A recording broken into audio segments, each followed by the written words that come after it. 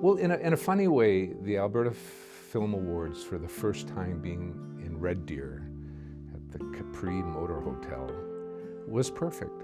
I mean, that was Alberta. So when the film industry gathered for the first time, it was just sort of gathering on our own turf. If you like, between Edmonton and Calgary, it was kind of neutral turf. And it just emphasized the kind of community out of which we'd all come. And we were starting to make stories about that Alberta.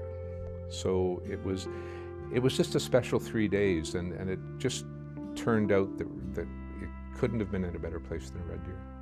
I guess I remember the award. Who could ever forget the award? but you know, Horst himself was a larger-than-life character. He was as larger than life than the award was larger than your normal award, right? So it was kind of perfect that he was there and that he had been so instrumental in commissioning it. Again, that was what was so perfect about Red Deer and Alberta in those days, is that the Minister of Culture was just part of your film community.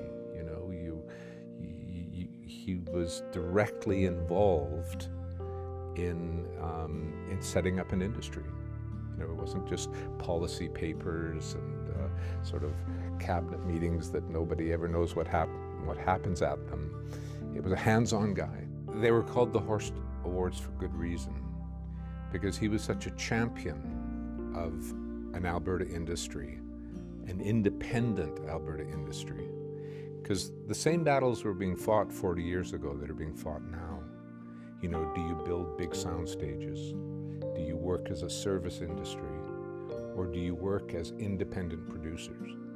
And Horst, when he came up to the barricades, if you like, what he was fighting for with the Alberta Film Awards was to recognize our own stories, our own artists, you know, our own productions. So those first Alberta Film Awards recognized that.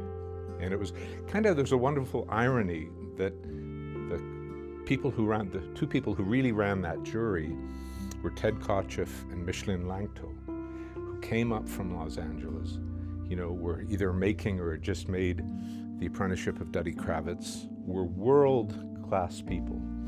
And they kind of gave an enthusiasm and a vision to that first week and the celebration of those first awards.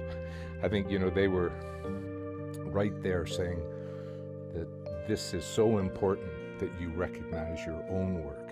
What I always thought was wonderful about working in Alberta is that we didn't feel we had to do it the way they did it in Los Angeles, or how they wanted you to do it in Toronto. And because we had an Alberta company behind us, we could do it our own way. I can't believe it's been 40 years. It just feels like yesterday in a way.